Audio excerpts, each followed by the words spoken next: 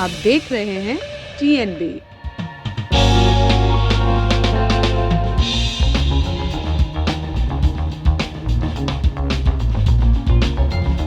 नमस्कार, TNB में आपका स्वागत है। भोलेनाथ को कौन नहीं जानता। महादेव के जो है हर लोग दीवाने हैं, उनके भक्त हैं। ऐसे में इस वक्त हम दिल्ली के लाजपत नगर में एक महादेव मंदिर के बाहर खड़े हैं, जो मंदिर बाकी मंदिरों से काफ़ी अलौकिक और काफ़ी अलग है। आप सोच रहे होंगे कि ऐसा क्यों। जैसे कि आप नज़र डाल सकते हैं कि इस मंदिर के बाहर ही लिखा हुआ है प्राचीन शिव मंदिर पांडवकालीन, यानी ये मंदिर जो है काफ़ी पुराना मंदिर है।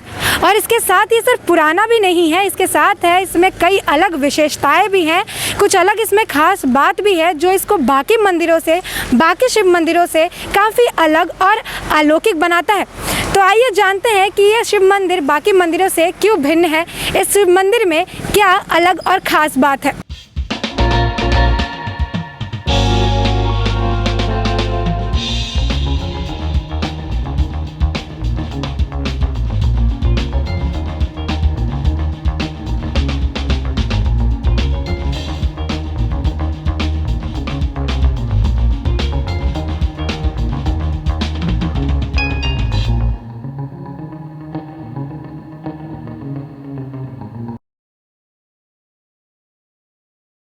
क्या नाम है आपका? मैं पुजारी प्राचीन शिव मंदिर, नाम मेरा उमेश कुमार शर्मा है। अच्छा, इस मंदिर के बारे में बताइए, क्या खास है इस मंदिर में? मंदिर में जी ये पांडवकालीन मंदिर है, बहुत प्राचीन ऐतिहासिक मंदिर है।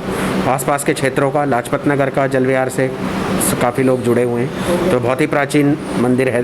मतलब जिस तरीके से कालका जी मंदिर हैं, प्रगति मैदान वाले, गौरी शंकर मंदिर हैं, भैरव बाबा हैं, किलकारी वाले, उसी प्रकार से उसी समय का ये भी मंदिर है। तो ये मंदिर खुलने और बंद होने का कोई समय है? मंदिर का समय है जी सुबह 5:30 बजे हम मंदिर खोल देते हैं, कोरोना की वजह से। वैसे तो 5 बजे खोल देते हैं, पर अब कोरोना की वजह से थोड़ा टाइमिंग घटाई हुई है। और 6 बजे ग्रीष्म काल मतलब गर्मियों में जो समय रहता है आरती का, वो 6 बजे रहता है। और सर्दियों में जैसे हम कार्तिक के महीने में समय को चेंज कर देते हैं, तो मंदिर का समय तो 5:30 होता है और आरती 6:30 बजे होती है। और दोपहर में बंद होने का समय रोज़ का 12 बजे ही है। तो अभी तो लाइक कोरोना काल है, तो इसलिए लोगों की भीड़ नहीं जुटती? हाँ जी, बहुत कम श्रद्धालु आ रहे हैं इस समय। तो जब कोरोना काल नहीं होता है तो यहाँ पे लोगों की मतलब भीड़ हाँ जी, रोज़ में होते हैं। बाकी सोमवार जैसे है, तो सोमवार को थोड़ा सा भोले बाबा का है तो ज़्यादा रश रहता है। तो इस मंदिर में कुछ स्पेशल त्यौहार वगैरह जो है वो मनाया जाता है? त्यौहार तो जी वार्षिक शिवरात्रि है, जो साल की बड़ी शिवरात्रि आती है। फिर श्रावण की शिवरात्रि आती है, जो कावड़ जल दूर दूर से लोग यहाँ पर कावड़ लेकर आते हैं, गंगा जल चढ़ाते हैं भोले बाबा को।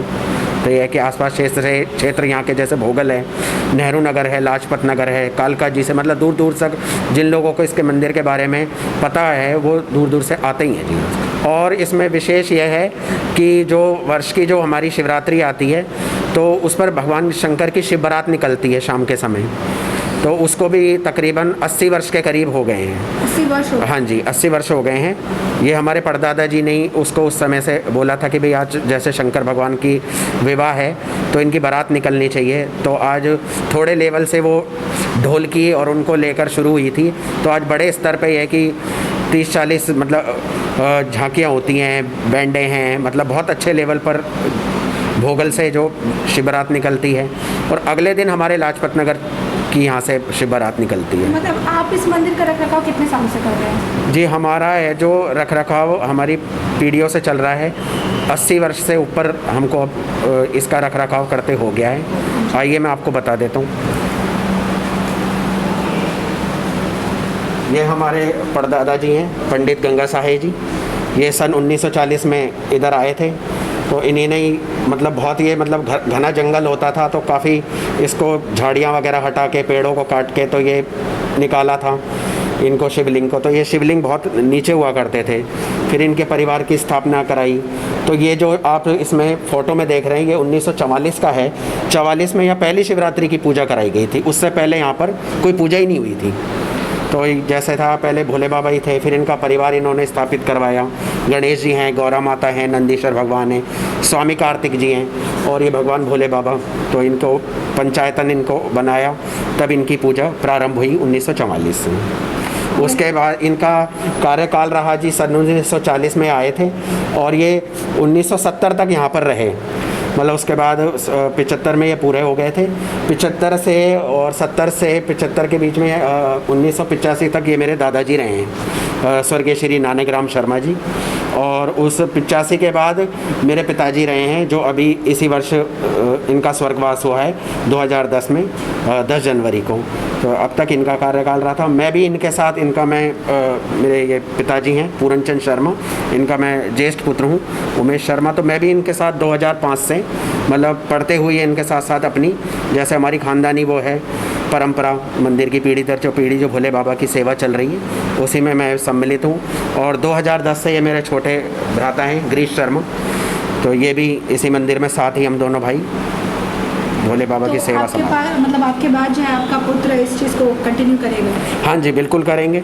बिल्कुल, ये भोले बाबा ने चाहा तो ये बिल्कुल सेवा इनकी निरंतर हमारी पीढ़ी दर पीढ़ी करती रहेगी जी। बिल्कुल, बहुत सारे शिव मंदिर हैं, जैसे अलग जगह पे जो है अलग अलग शिव मंदिर देखने को मिल ही जाते हैं, इतने बार मतलब भोले बाबा के भक्त हैं। लेकिन ये शिव मंदिर सारे शिव मंदिर से अलग क्यों है? इतना मतलब क्या खास है इस मंदिर में? इसमें खास ये है जी, प्राचीनतम तो ये है ही, पर ये जो आप शिवलिंग को अगर गौर से देखेंगे तो ये 2 रंग में बहुत ही कम मिलता है।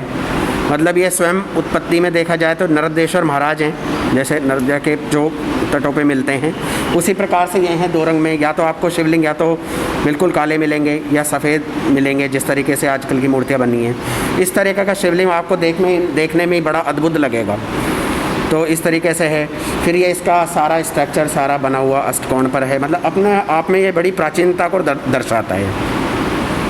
तो मतलब इस तरीके के जो प्राचीन मंदिर होते हैं, हाँ उनकी वर्ल्ड मतलब जो हेरिटेज होता है, जी जी, हेरिटेज में शामिल होता है। जी जी। तो इस मंदिर को लेकर सरकार की तरफ से कुछ पहल या कुछ भी? सरकार की तरफ से इसको नोटिफाई किया था और उनका प्रस्ताव भी आया था। तो कुछ 7 डेज़ में उन्होंने लिखा भी था कि भाई अगर आपको कोई इस पर ऑब्जेक्शन है तो आप बताइए।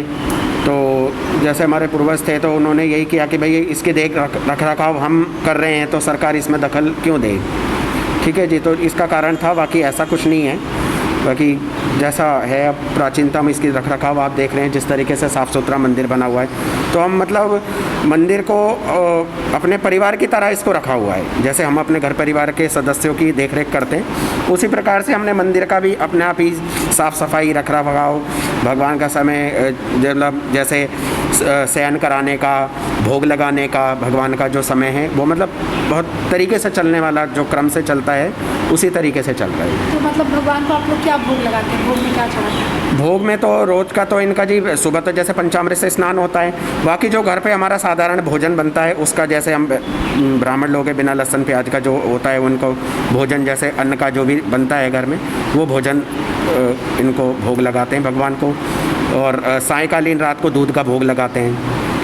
इस तरीके से उसमें मिष्ठान वगैरह उनका रख के इनको प्रतिदिन का भोग लगाते हैं। ये सारा मतलब सब कुछ जो काम है ये आप मतलब खुद करते हैं या फिर मतलब किसी और को भी रखा है जो इस तरीके से? नहीं जी, ऐसा ये काम तो हमारा स्वयं का है, हम खुद ही करते हैं इस कार्य को। हाँ जी, भोग लगाने का, आरती पूजा का हमारा है। अगर कोई कहीं इनकेस कहीं जाना पड़ता है, कुछ होता है, तब छोटे भाई हैं या परिवार के सदस्य इसको करते हैं। तो जैसे कि आपने बताया कि ये प्राचीन शिव मंदिर है, तो ऐसा अधिकतर देखा जाता है कि जो प्राचीन मंदिर होते हैं, खासकर जो शिव मंदिर होते हैं, वहाँ पे नाग वगैरह जो है देखे जाते हैं। हाँ, तो ऐसा कुछ इस मंदिर के साथ भी कुछ जुड़ी हुई कहानी है या फिर कुछ ऐसा है जो बताना चाहें? हाँ जी, ये तो नाग वगैरह देखो सारा प्राचीन स्थान है। और पीछे अभी मैं आपको दिखाऊंगा, इनके बरगद का पेड़ भी है पीछे, सारी जगह इसकी पुरानी धर्मशाला भी है, सामने कुआं भी है। तो प्राचीन स्थान है। तो यहाँ सांप वगैरह तो आते रहते हैं, नाग देवता दर्शन देते रहते हैं। सावन के महीने में तो अधिकतर निकलते ही रहते हैं, छोटे मोटे तो यहाँ आते ही रहते हैं, मतलब निकलते ही रहते हैं सब। तो इससे मतलब लोग डरते नहीं हैं क्योंकि सांप तो मतलब डर का तो ऐसा विषय है ना कि ज़्यादातर तो निकलते हैं, वो कुछ ऐसा है भीड़ भाड़ में तो वो भी नहीं आएंगे। पर ये एकांत में कभी सुबह शाम में निकलते हैं तो हम यही करते हैं, जंगल में भी थोड़ा सा उनको बोल दिया, हाथ जोड़ दिया, तो वो स्वयं ही निकल जाते हैं। तो मतलब इससे जुड़ी कोई कहानी है कि आपके पूर्वज ने कुछ ऐसा फेस किया हो या फिर ऐसा कुछ भी? हाँ जी, पूर्वजों का जो पुराने लोग हैं वो बताते हैं कि आपके तो मतलब परदादा जी के पैरों में सांप लिपटे रहते थे। मतलब इतना उनका तेज प्रताप था। तो उनको कुछ समय के बाद जैसे आयु उनकी क्षीण हो गई थी, वृद्धावस्था में थे तो दिखाई नहीं देता था। और एक तो अभी शायद हमारे पास है नहीं, तो एक वो तख्त पर अपना बैठे होते थे।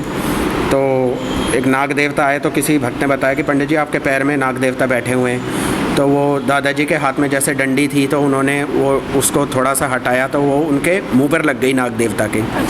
तो वो लगने से क्या उनको गुस्सा आ गया, और वहाँ रखी थी एक शीशे की बोतल ना, तो उन्होंने अपना डंक है जो उस पर मारा था।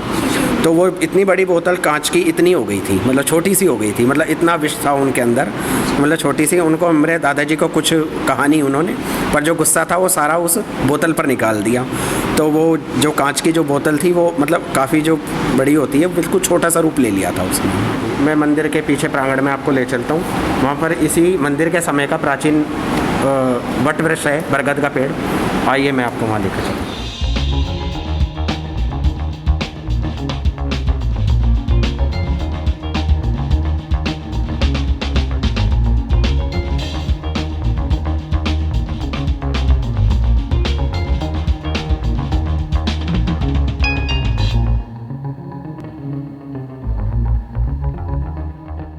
बरगद के पेड़ के बारे में कुछ बताइए। बरगद को का वृक्ष के बारे में जैसे आपको देखने में दिख रहा होगा कि काफ़ी पुराना है, और इसकी ये जटाएं निकल रही हैं, मतलब जैसे एक वृद्ध पेड़ हो जाता है ना, उसकी जैसे भुजाएं, जैसे इसकी ये डाढ़ी है, मतलब इतना वृक्ष पुराना है कि इसकी डाढ़ियाँ निकल रही हैं। मतलब ये मंदिर के समय का ही बहुत ऐतिहासिक पुराना मतलब वट वृक्ष है।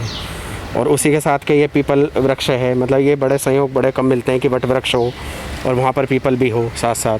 तो ये सहयोग का कुछ मतलब कुछ बात खास यही है कि बहुत अच्छा सहयोग इसको माना जाता है भी, वट वृक्ष के साथ अगर पीपल हो तो शुभ माना जाता है। तो ये जो स्ट्रक्चर है पंडित जी, ये कितना पुराना है, क्या है इसके बारे में थोड़ा? स्ट्रक्चर ये क्या है जी, ये मंदिर की ये धर्मशाला होती थी, और धर्मशाला ऐसे होती थी कि इसके बारे में बताते हैं पुराने लोग, कुछ यहाँ के जो बाशिंदे हैं, कि जो चांदनी चौक से लाला लोग पुराने बैलगाड़ियों में चलते थे, तो उनका कालका माता के यहाँ दर्शन करने के लिए वो आते थे वहाँ से चांदनी चौक से।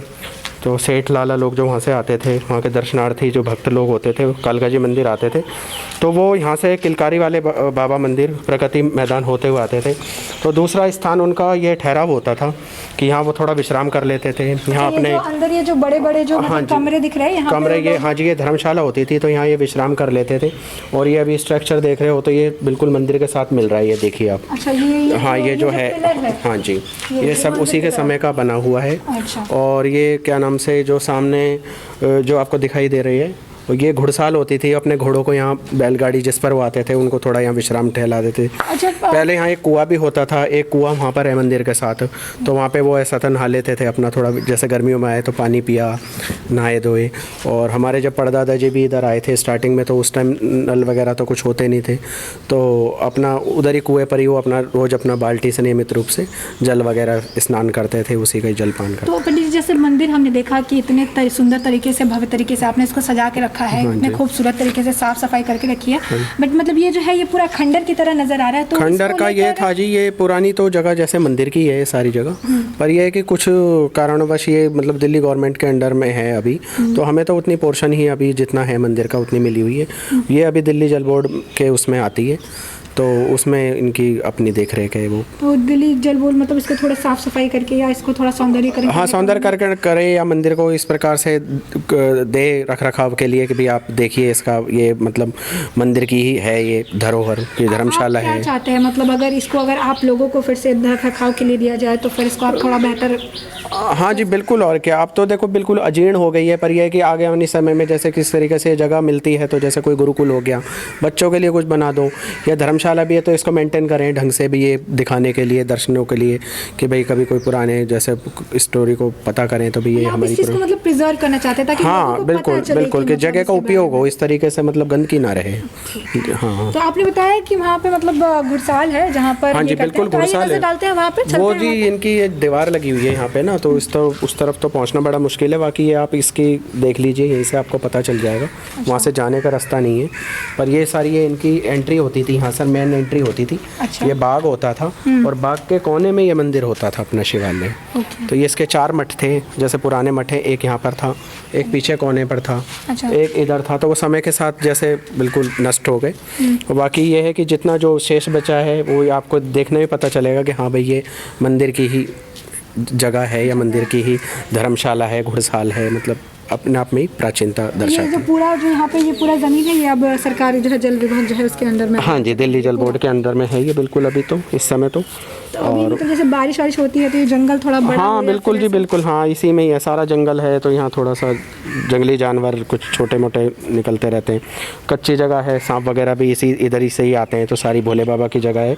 तो सब में आप देख रहे होंगे जैसे प्राचीन जैसे भोले बाबा हैं तो एकांत में बैठे हुए हैं जी। जैसे कैलाश पर्वत पर बैठे हुए, इसी तरीके से ये भी जगह है कि बिल्कुल शांति है, पीसफुल जगह है कि दिल्ली में भी इतनी कोई ऐसी जगह है। तो जैसे सांप वाप ऐसे निकलते हैं तो उससे अभी तक किसी लोगों को आसपास के नुकसान या फिर नहीं जी, कोई नुकसान नहीं, कुछ नहीं। देखो जी, आप किसी भी ऐसे जानवर को या किसी को आप चलाकर छेड़ोगे तब तो कोई करता ही है वो आक्रमण, बाकी ऐसा किसी को कुछ नहीं कहते। हमारे मंदिर में भी आते हैं तो इस प्रकार हम हाथ जोड़ देते तो वो चले जाते हैं, कुछ अभी तक किसी कुछ ऐसा नहीं अपनी कहा। नज़रों से भी मतलब ये चीज़ बिल्कुल देखिए जी, बिल्कुल देखिए, निकलते ही रहते हैं ये तो। और ये तो देखो जी, ये भोले बाबा के मतलब गण हैं या उनके हैं तो ये तो आते ही रहते हैं जी, इनका तो कोई अपना है नहीं, ये तो आएंगे ही, आगे भी आते रहेंगे। किस रूप में कैसे आएंगे इनको तो कहना बड़ा वो है, मुश्किल होगा। इसके अलावा मतलब कुछ ऐसा प्राचीन है जो आप हमें दिखाना चाहें? प्राचीन तो मैंने आपको दिखाई दिया है, बाकी बाहर आपको मैं दिखाऊंगा। कुआं है जो प्राचीन है मंदिर का।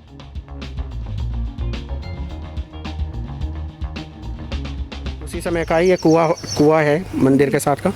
ये इस पे हमारे जब परदादा जी आए थे तो वो तब इतने नल वगैरह तो होते नहीं थे, तो इसी में से कुएं में से पानी लेके और वो अपना नहाया करते थे रोज़ का नित्य कर्म के लिए। अपने जैसे स्नान वगैरह है वो सब जल वगैरह इसी से लेते थे। अच्छा, तो अभी मतलब ये कुआं किसी काम का है या फिर इसको बंद करके रखा गया? बिल्कुल जी, अब तो बंद कर दिया। अब तो घर घर में जैसे पानी है, नल आ गए थे उसके बाद तो ये इसको बंद कर दिया था कि लोगों की डर की वजह से भी कि कोई इसमें सुसाइड ना कर ले या कुछ कोई गिर ना जाए, इस वजह से इसको समय के साथ इसको मतलब इसको कवर्ड कर दिया। तो अभी मतलब ये आपके अंडर में है या फिर जल बोर्ड वाले के अंडर में? तो हाँ, ये मतलब कह सकते हो, हाँ मतलब मंदिर का ये पूरा प्रांगण ही है, तो मंदिर के उसमें ही है, ये अंडर में ही है एक तरीके से। हाँ जी।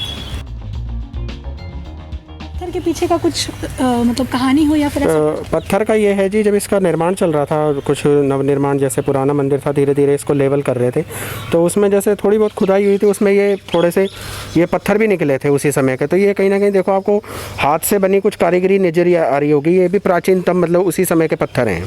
तो जैसे कि आपने सुना है कि पुरोहित जी ने हमें बताया कि ये मंदिर दूसरे मंदिरों से क्यों अलग है, क्योंकि यहाँ का जो शिवलिंग है वो शिवलिंग काफ़ी अद्भुत और अनोखा है। क्योंकि शिवलिंग आपको या तो सफ़ेद कलर में मिल जाएंगे या फिर काले रंग के मिल जाएंगे, और इसके अलावा फटेश्वर महाराज मिल जाएंगे जो कि क्रिस्टल क्लियर कलर होता है उनका। इसके बाद अलावा जो है किसी और कलर के शिवलिंग काफ़ी कम मिलते हैं, और कोई ऐसा शिवलिंग जिसका 2 रंग हो ये तो बहुत ही मतलब कम जो होता है देखने के लिए मिलता है। ऐसे में यहाँ पे एक ऐसा शिवलिंग विराजमान है जिसका जो है कलर 2 रंग है, एक ही शिवलिंग का 2 रंग है। और इसके साथ ही यहाँ पे ये भी मैंने पुरोहित जी ने बताया कि यहाँ पर जब सावन आता है, जब बारिश के मौसम आता है, जब यहाँ पर पेड़ पौधे जो होते हैं हरियाली यहाँ पर हो जाती है, तब यहाँ पे नाग और नागिन जो होते हैं वो भी यहाँ पर दर्शन करें महादेव के आ ही जाते हैं। आज तक उन लोगों ने किसी को नुकसान तो नहीं पहुँचाया, लेकिन ये चीज़ भी इस मंदिर को काफ़ी अद्भुत और अलौकिक बनाती है कि आज के वक्त में भी जो है सावन के महीने में यहाँ पे नाग दर्शन के लिए आते हैं। और इसके साथ ही उन्होंने और भी यहाँ से जुड़ी विशेषताएं हमें बताई। यहाँ से जुड़ा एक बरगद पेड़ उन्होंने हमें दिखाया जो कि काफ़ी पुराना है।